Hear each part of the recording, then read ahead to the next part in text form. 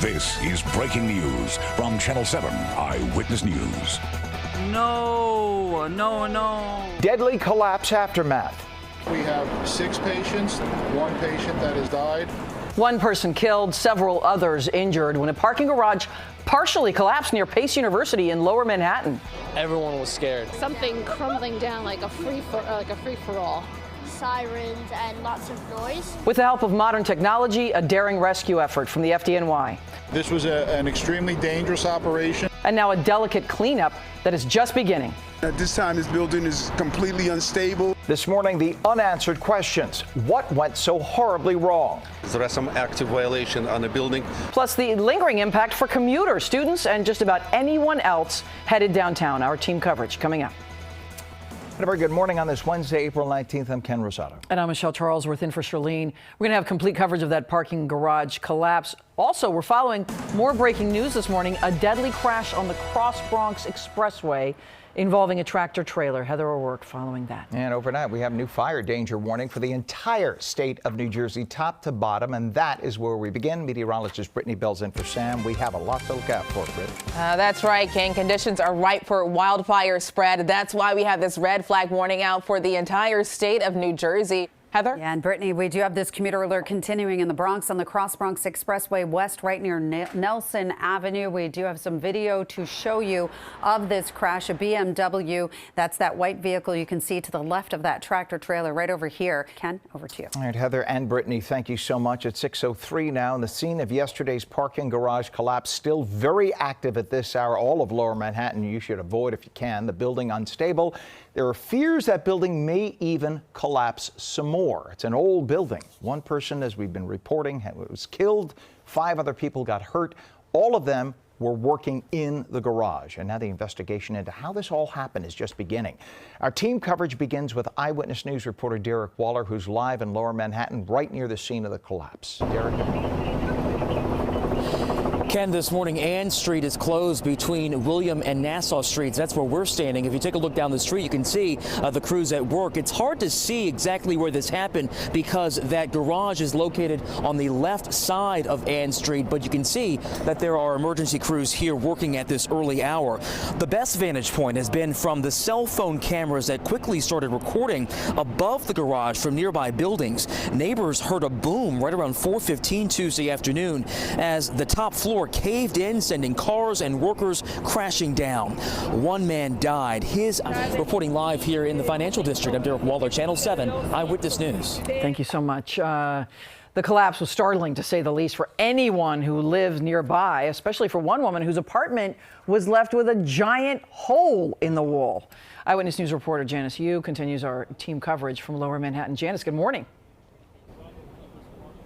Michelle, good morning. Yeah, I mean, I'm sure it was such a chaotic and frightening scene for people who were either inside the buildings nearby or just kind of walking and happened to be in the area nearby. And, you know, what makes this all worse is that the buildings on this street are so close to one another. So this morning, we know at least Pace University as well as another parking garage are impacted. Now, workers at that other parking garage say they heard a large boom. They didn't know exactly what. Live in Lower Manhattan. Janice Yu, Channel 7 Eyewitness News. Wow. All right, Janice, thank you. It's 6:07 now, and apparently this garage has had dozens of violations that go back a lot of years, decades, in fact. 4 of the violations remain open even now. Eyewitness News investigative reporter Dan Krauth dug through the history of that old building. He has more on the violations. News had been corrected, at least not at first glance. Dan Krauth, Channel 7 Eyewitness News. As we've been mentioning, there are road closures in effect near the site of the collapse. Heather O'Rourke here with those details. Heather. Yes, and Michelle, we do. Like you said, we have lots of closures in FIDI in the financial district. Closer to the 70s. More details about that coming up. Ken, Michelle. All right, thank you so much, Brittany and Heather. It's now 6:10, and coming up next, some of the other ways of the day, or the other news, I should say, of the day, including court appearance for the Air National Guardsman who was charged with leaking those materials to the internet. Plus, the implosion of the Nabisco plant in New Jersey postponed. Now we know why. And a welcome sight in the sports world and beyond. Damar Hamlin cleared by doctors, now getting to practice with the Bills.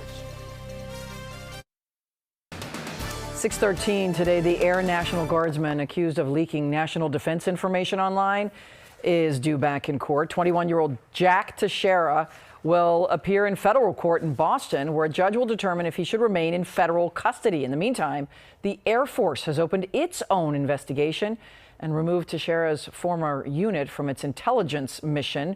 The FBI arrested Teixeira at his home in Massachusetts Thursday. It's 6:14. Fox News agreed to pay $787.5 million to settle a defamation lawsuit for its repeated airings of false allegations of election fraud. The last-minute deal with Dominion voting systems, that's the electronic voting method that was used during the 2016 election. This was reached yesterday afternoon. A jury already seated. They were all set to go to trial, waiting to hear the opening arguments in the $1.6 billion lawsuit. The settlement averts a trial in which high-profile Fox News hosts and execs were expected to testify. Dominion's lawyers call it a vindication. Today's settlement of $787,500,000 represents vindication and accountability.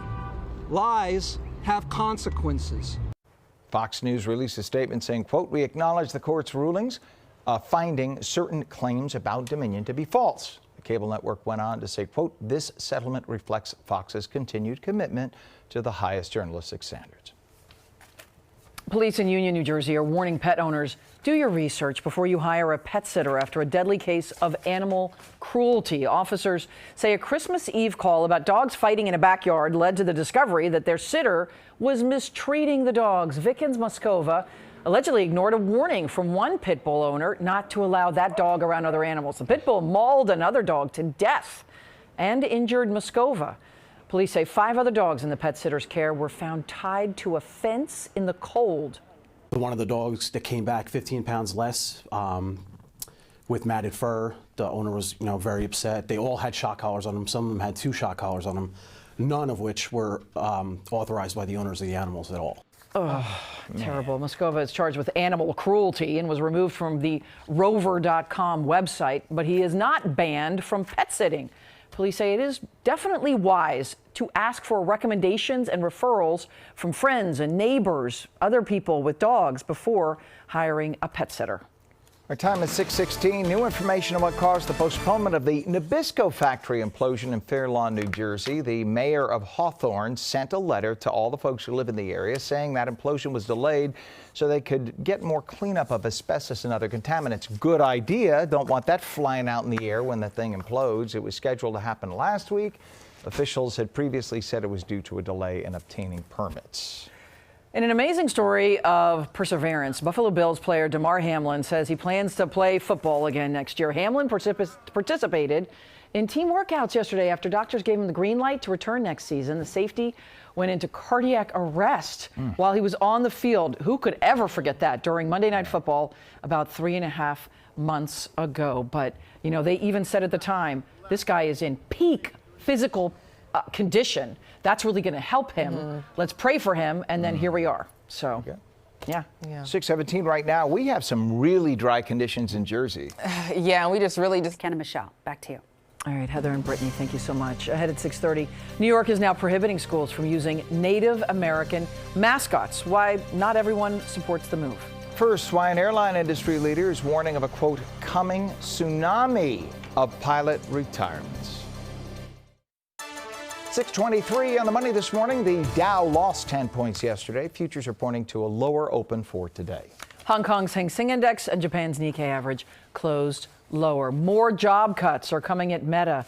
The Washington Post reports Meta will lay off 10,000 employees in different waves of job cuts. Those cuts will impact teams working on Facebook, WhatsApp, Messenger, Instagram, and the virtual reality division. The company reportedly made the announcement in an internal memo last night. Hired too many people during the pandemic. It's 6:24. One expert is worried there will be a, quote, tsunami of pilot retirements that will add to the country's pilot shortage. The president of the Regional Airline Association will testify before a House committee today. She says the pilot shortage has resulted in a literal collapse in air service across the U.S.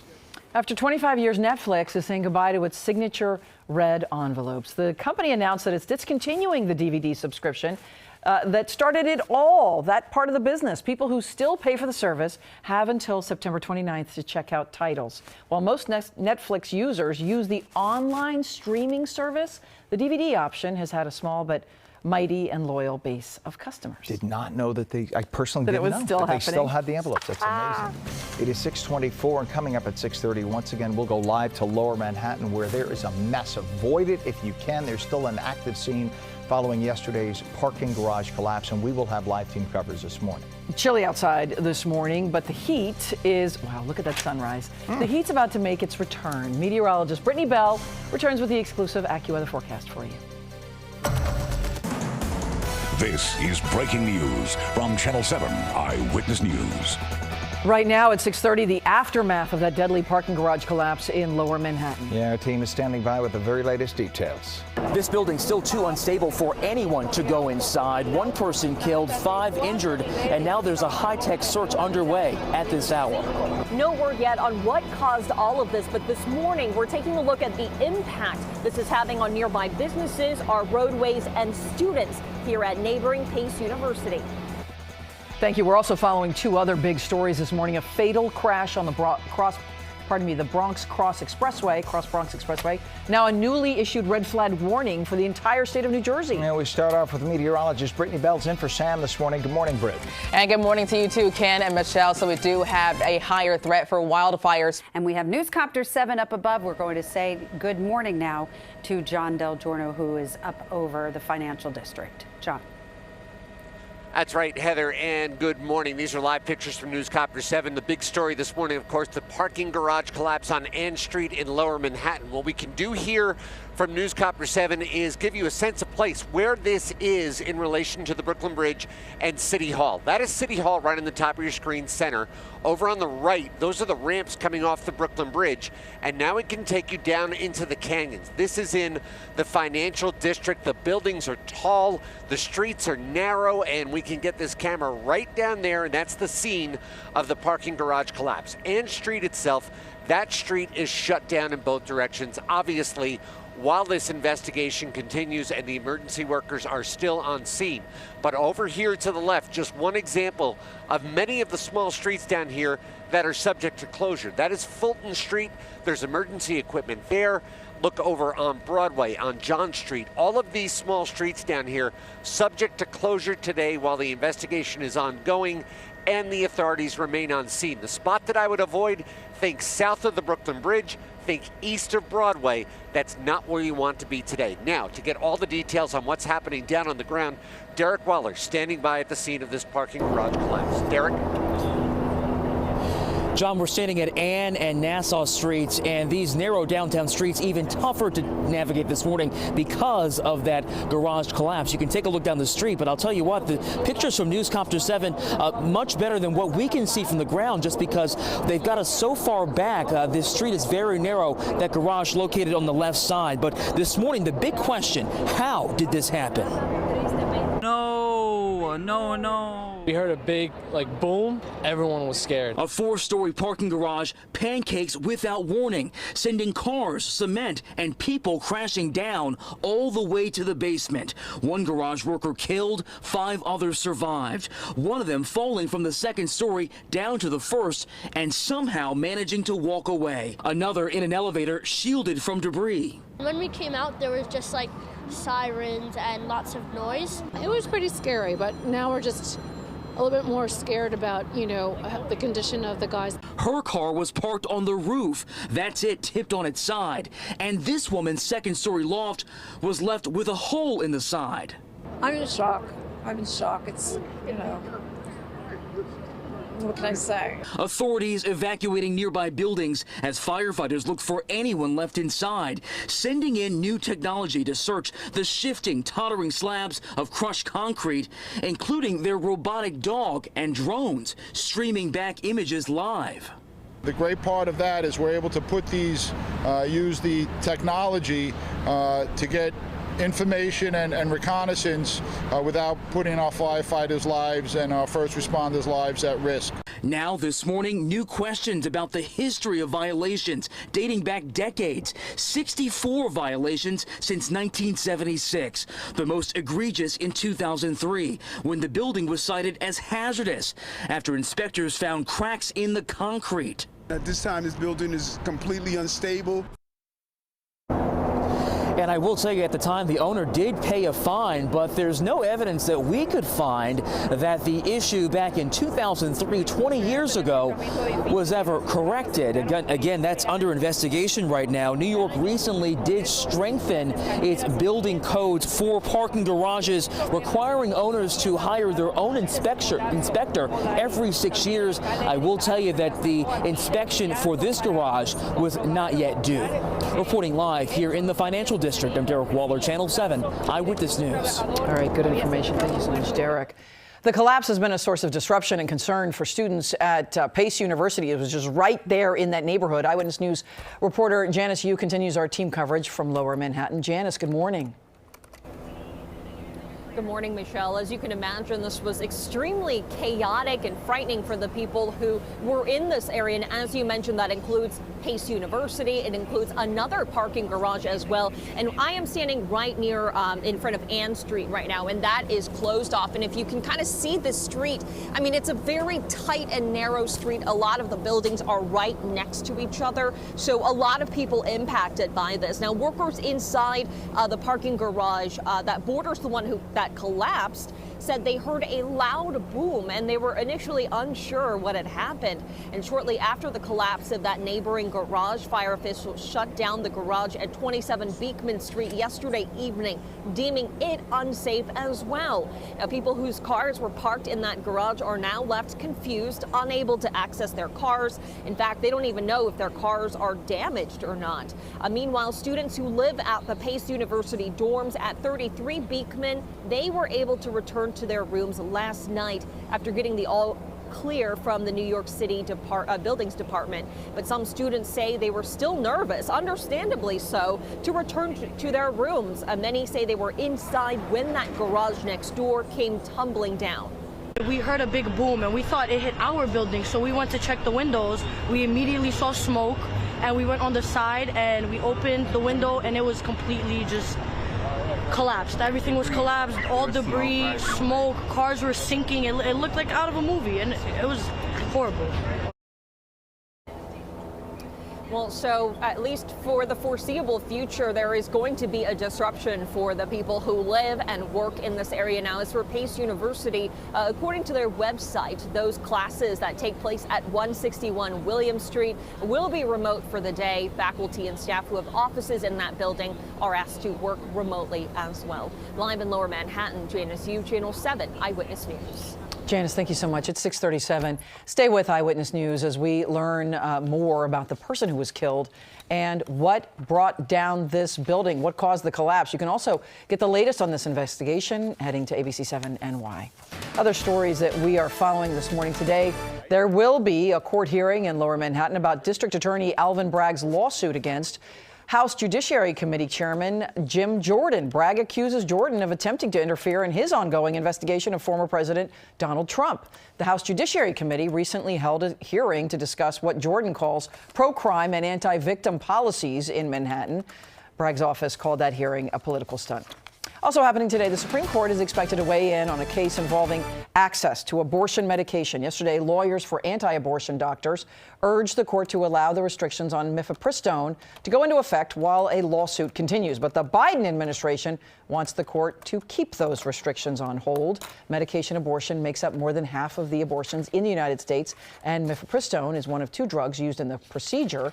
A federal judge stripped it of its FDA approval earlier this month. Time is 6:38. The New York State Board of Regents has banned public schools from using Native American mascots and team names, which many find offensive. The vote will affect some 60 districts across New York, including 11 schools on Long Island. Schools will now have till June of 2025 to come up with new names and change their logos.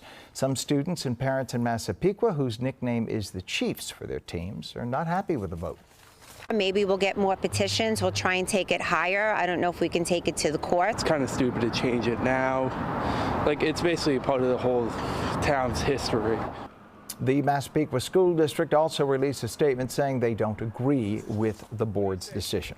6:39, right now a wildfire is burning in New Jersey in Burlington County. Firefighters say that fire is threatening 30 structures. However, no evacuation orders are in effect. At last check, the fire was 257 acres large, 65% contained. In fact, as meteorologist Brittany Bell's been telling us earlier, the entire state of New Jersey is now under a red flag warning. That's all due to the dry conditions and the winds. Our time is 6:39. Speaking of whom, let's go right to meteorologist Brittany Bell. And Ken, here's another look at that red flag warning out. Ken and Michelle, back to you. All right, thanks so much. 6:41 right now. Up next, a milestone for the LIRR 2 months after the opening of Grand Central Madison. And the big step forward in the eventual reopening of a place that we've gone to many weddings at, right? The Loeb Boathouse in Central Park. Welcome back, 6:44. Since its opening in February, Grand Central Madison has seen more than 1 million Long Island Railroad customers. In recent weeks, MTA officials have adjusted schedules and lengthened trains. They say the LIRR's on-time performance is now better than 93.5%. The MTA believes the new hub is improving the commute for many of its passengers, offering more options and better service. We've been making tweaks along the way. We're adding cars, we're making train adjustments here and there, all to maximize the efficiency of the transportation services that we provide and the comfort, of our customers. The MTA is thanking customers for their loyalty, hosting its first ever one-day flash sale tomorrow. Participating retailers at Grand Central Terminal will offer some discounts. It's 6:45. New York City's finalized a deal to reopen the Loeb Boathouse in Central Park. The historic spot will open this summer after officials signed a deal with a new operator. Legends Hospitality will run the boathouse for the next 10 years. That includes the wonderful restaurant there with that pretty view of the water. Oh, snack bar, rowboat rentals, all there. They are the same group, by the way, in charge of the concessions at Yankee Stadium and One World Observatory, so they know what they're doing. They're required to spend at least $3.2 million to renovate the place. That's going to be awesome. Speaking of awesome, 6:45, Good Morning America is coming up next. Robin Roberts, take that one, live in Times Square. Good morning. I love that introduction. Thank you, Ken. Heather. And we have a lot of closures in the financial district, and we also have Newscopter 7 up above with some really impressive shots of what's going on down there. We'll check in now with John Del Giorno. John. And Heather, it's really tough from Newscopter 7. This is really one of the toughest spots for us to shoot with the camera because the streets here, they're so old and so narrow and the buildings are so tall. But let's give you a sense of where this is. That's City Hall Park on the upper right, and over on the right side of the screen, those are the ramps off of the Brooklyn Bridge. There are street closures down here, of course. This is on Ann Street between Nassau and William. But to go through these street closures one by one can get really confusing. Let me tell you the areas to avoid here. If you draw kind of a box with Broadway on over to Gold Street, that's from left to right, and from north to south, go Fulton on up to Beekman. That's the box that you want to avoid. You can see here the signage for Pace University, and up here on Ann Street, that's exactly where this parking garage collapse took place. But Heather, that little box there to the south and to the east of City Hall Park, that's what you want to avoid this morning with those street closures that are in effect. Thank you for that, John, very much. And then we're Michelle, Ken, over to you. All right, Heather, John, and Brittany, thank you so much. It is now 6:51. Up next, the rebate program in New Jersey that is getting so popular, the state had to pause it. And production for the movie Rust resumes tomorrow. The latest on the return to set coming up. A now somewhat controversial movie starring Alec Baldwin will resume filming tomorrow. Production of the movie Rust came to a sudden halt, as you know, in 2021 when Baldwin fired a live round from a prop gun, which killed cinematographer Helena Hutchins. A director also was shot and injured. Baldwin and other producers settled a wrongful death suit with Hutchins' family. New Jersey's program that gives out government rebates to people who buy lease an electric vehicle, I should say, has been halted. It turns out the program was so popular, it's running out of money. The Charge Up New Jersey program's already given out $35 million for the fiscal year that ends this July. It gives residents, people who live in Jersey, up to $4,000 when they buy or lease an electric vehicle. The program is now in its third year. It's now 6:54. Up next, the site of that deadly parking garage collapse in Lower Manhattan is still too unsafe for anybody to go inside. And we have a live report coming up after the break.